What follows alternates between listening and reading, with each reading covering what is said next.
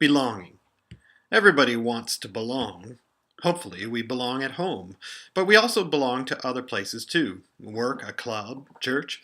Almost all of these places require certain things for membership. In the home, you generally need to be a blood relative or be adopted to truly belong. At work, obviously, you need to be hired in the first place, and at the club, you may have to have enough money to join, or be of the right gender, or be interested in the right hobby. But what about church? What is needed to belong to a church? Often Christians act and speak as if people need to believe certain things and behave in certain ways. If you don't believe or behave according to the rules, then you cannot belong. We believe that Jesus demonstrated that belonging is not conditional upon believing and behaving in certain ways. In fact, Jesus seemed to widen belonging to include everyone he came into contact with, regardless of behavior or belief. Witness all those who normally didn't belong in Jesus' society and how Jesus welcomed them: Samaritans, women, the disabled, the sick, the sex workers, the alcoholics, the criminals, the sinners, and pagans. Not that Jesus approved of sinful behaviors, far from it. Time and time again we hear Jesus say, "Go and sin no more." So what does belonging look like with Jesus? There are at least two broad kinds of belonging. There is the kind of belonging that is proprietary. This thing belongs to me. I bought it, I made it, I own it. There is another kind that is relational. My wife and I belong to each other. I belong to a club. I belong to those because of my free choice. We belong to each other. The truth is that God can and does claim that we are all, every human that has ever lived. We are His in the proprietary way. He has a right to do that. He made us. We could not exist for even one moment without Him. However, that is not the limit of what He wants with us. He really wants to belong to us in a relational way.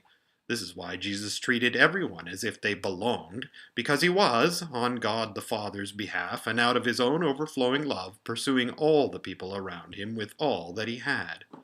In order to do that, woo the people around Him so that He and they could belong to each other, He did not put up any walls or barriers to belonging with Him. There was literally no one who had to be excluded. Just like any relationship, there is more shallow belonging and deeper belonging. My wife and I belong to each other in a way that no other human in this life ever will. And even as we belong to one another deeply now, we will, Lord willing, belong to each other still more deeply in the future. Everyone belonged to Jesus, and He belonged to them. Some chose to deepen that relationship, and as they did so, they changed. They still sometimes did the wrong things, maybe even often. They still had questions. Their lives were not perfect. Nonetheless, they belonged. Our church strives to live according to this model. We strive to recognize and live as Jesus did. Everyone belongs with us, and we belong with everyone. If we in any way make you or anyone else feel that they do not belong, please forgive us, and please try to lovingly tell us. Maybe together we can make things right. So what about membership? What about leadership? What about behaving and believing the right things? The honest truth is that none of us believes all the right things, and none of us behaves in all the right ways. In Jesus' mission and life, there were markers along the way that indicated deeper levels of belonging. Not that others did not belong, but that some had mutually chosen with Jesus to journey into deeper and deeper relationship and belonging. He called some to become fishers of men. He called some to come up on the mountain with Him. He called some to celebrate the Passover with Him. He called some to watch with Him as He prayed on the last night before His death. And as they journeyed into deeper belonging, their lives changed. Tax collectors returned their stolen money, sex workers stopped their trade, the disabled were healed, minorities brought the gospel to their entire village. In our church, we have some markers that indicate and celebrate a journey into deeper belonging with each other, but more significantly with God. They are not meant to be barriers to belonging. Instead, they are meant to be celebrative marks of a mutual deepening of relationship. Some of the way markers in our journey into deeper, more full belonging with each other are attendance on Sundays, volunteerism, engaging in group Bible studies, professing our faith publicly, baptism. Sometimes Jesus met people who chose, on their part, not to engage in deeper relationship and belonging with him. Take, for example, the rich young ruler of Mark 10:17 to 22. Jesus invites this young man into deeper belonging by identifying for him the thing standing in his way, money.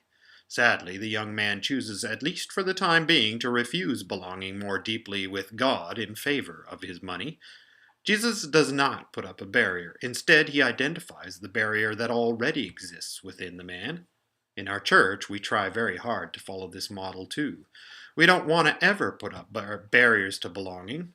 Sometimes, however, people choose to journey only so far in deepening our belonging to one another. Some choose that they will only attend church services and that they will not engage in the mission of God. They might want to have a personal spiritual relationship with God that will not particularly change their lives. Others may have other things that get in the way of a deeper relationship with God in the church. Things that get in the way could be money, power, addictions that people are not willing to try to let go of, racism, bigotry, hate, selfishness, and more. When this occurs, we as a church try to lovingly point out, as Jesus did with the rich young man, the barriers people may have to coming into deeper relationship with God in the church.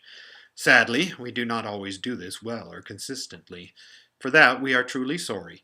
We hope that if we ever approach you regarding a potential barrier to deeper relationship in a way that is offensive or erroneous, that you will tell us honestly what you are feeling, and that we will respond well to that. After all, God says that He has given us a ministry of reconciliation. With the Spirit's leading, we can get through the tough stuff together. It is also true that sometimes people disagree with one another about what Jesus really taught. Unfortunately, because we are not actually Jesus, though we do try to be little Christs, and we are human, sometimes those different beliefs about what Jesus taught can get in the way of deeper belonging.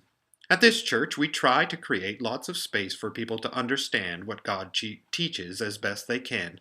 This means that we try to equip one another with good tools to understand the Bible. It also means that we try to articulate what beliefs we hold in common with many other Christians, and we share with other Christian Reformed churches in particular. Most of all, we try to examine our beliefs in the light of the Bible so that we can constantly be held accountable to what Jesus actually taught. Sometimes people may disagree with what we believe on certain matters of faith. For example, we believe in a triune God, three persons, Father, Son, and Holy Spirit, but one God. Some people cannot bring themselves to accept this teaching.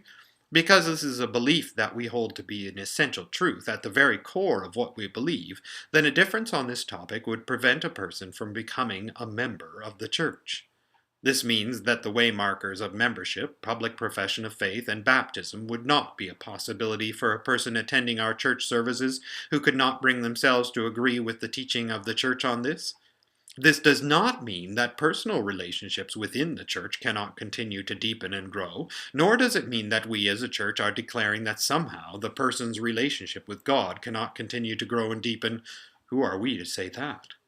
It is supposed to be a loving indicator that the church is concerned that the incapacity to believe in the Trinity may get in the way of a deeper relationship with God as He declares Himself to be.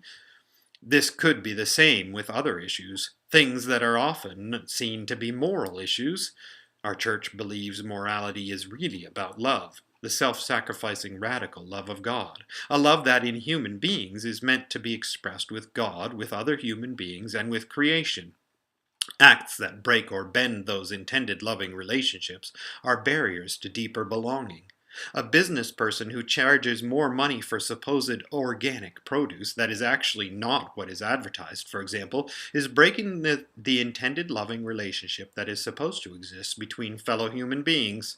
If the church community becomes aware of this breaking of love, then the church will hopefully lovingly seek to make the business owner aware of this barrier to deeper relationship with God and with others. If the business owner refuses to let go of the behaviors that break relationship, then the church may take action to attempt to firmly make the business owner aware of the seriousness of what they are doing. The church may even reverse certain waymarkers, like membership, as a way of trying to get through to someone who we believe has lost their way. Ultimately, however, we believe that what you believe and how you behave ought not be barriers to belonging at this church. You belong to God no matter what.